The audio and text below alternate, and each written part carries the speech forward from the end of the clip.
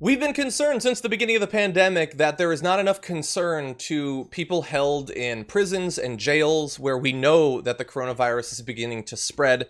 I was a part wrong, though. Some prisoners are being released from custody over concerns of coronavirus. It turns out, though, it's a particular type, though. President Trump's former campaign chairman, Paul Manafort, has been released from prison to serve the remainder of his sentence in home confinement because of concerns over the novel coronavirus. He's in an area, Loretto. Now, while there have been no known cases of coronavirus in that area, sources have told ABC News that the prison was an old monastery, and due to the open configuration of the prison, it's like a loft, it would be devastated by the virus. And by the way, it's not just Paul Manafort. You also have, let's see, Manafort's former deputy and co-conspirator Rick Gates had also asked to serve the rest of his 45-day intermittent prison term in home confinement. A federal judge instead suspended his prison sentence in light of the pandemic. Wow. And you also have Michael Cohen will be released to home confinement at the end of this month. So, JR, progress. Some prisoners are being released over concerns of the coronavirus. Well, and released, charges dropped or not even dropped. But, sentences suspended. Suspended, moving on. Let's make it happen. I guess the pandemic helped some people in this situation. There was concerns and questions about other prisons and prisons with high populations of people with high numbers of COVID happening, and they were hoping for some of these things to happen, which some of them have. Some folks have come under, I'm not sure which parameters or guidelines they went with excusing them, but it's obvious that sometimes the guidelines for excusing or allowing people for home confinement is just that you've heard about them enough on the news. No matter if you heard about them being treasonous, no matter if you heard about them working with the president to do nefarious things against our government and our election system, none of that matters. As long as you've heard about them, then it's okay to release them. R. Kelly was also looking to get released. I don't think his number has been called yet, and I hope it doesn't. People like that. I don't know if Bill Cosby's trying to get on the list either, but we've heard about them too. What is it about the crimes? Is it because, they were assaulting people? Because, I'm not sure which levels we're going to allow people to stay in or not stay in. I don't know. But this seems like a fame thing. And I don't want to get too wrapped up or crazed about it because it is also the least surprising thing I've ever seen. Yeah. Yeah. Powerful, well-connected people, they don't suffer the consequences of their actions.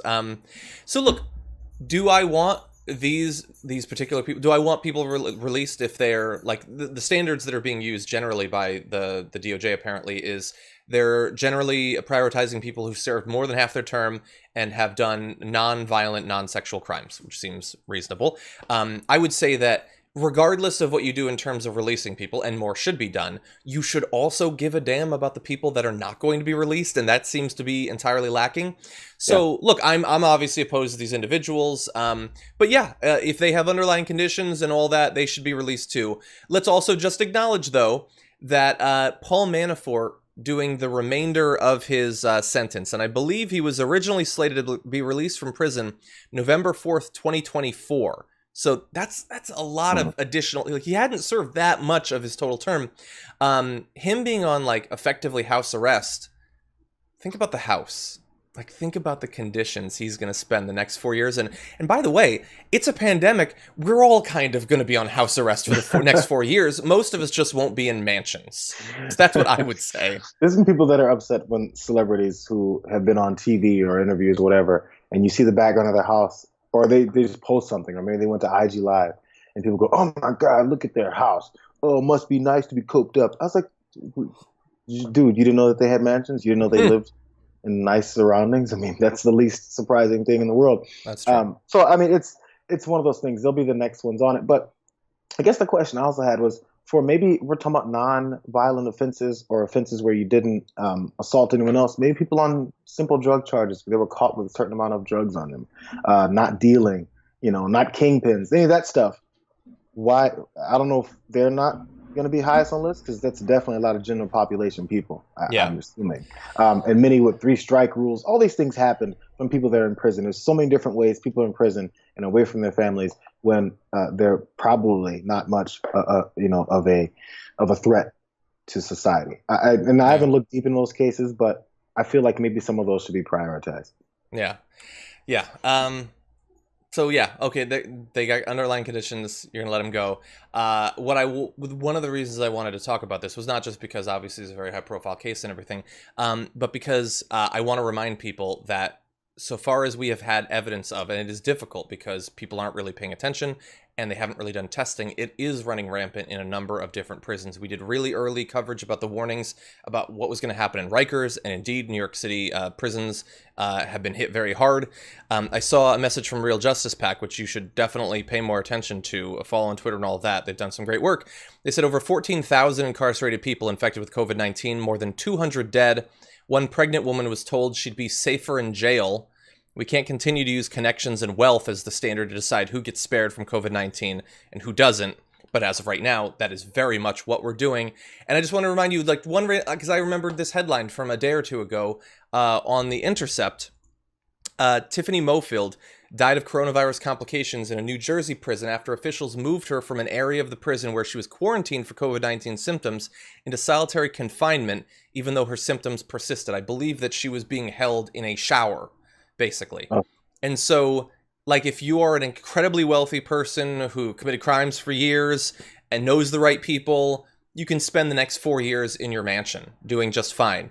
But if you don't have those sorts of connections, you're probably not going to be tested. If you are, you're not going to be treated effectively, and you're going to be left to die, as dozens and dozens and dozens and dozens and dozens of prisoners already have. That's the system we have. Very different outcomes depending on who you are and who you know. Yeah, because think about it. You don't want the pandemic, or you don't want the virus to spread at the levels that it could. So you want to limit it in many ways as possible.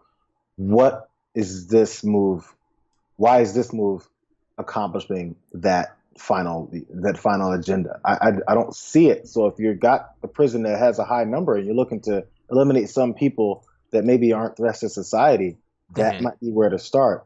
Paul Manafort, in an area where there's 0 cases, I don't see how that's limiting the number of things that are happening where the outbreak is going on. So disappointing.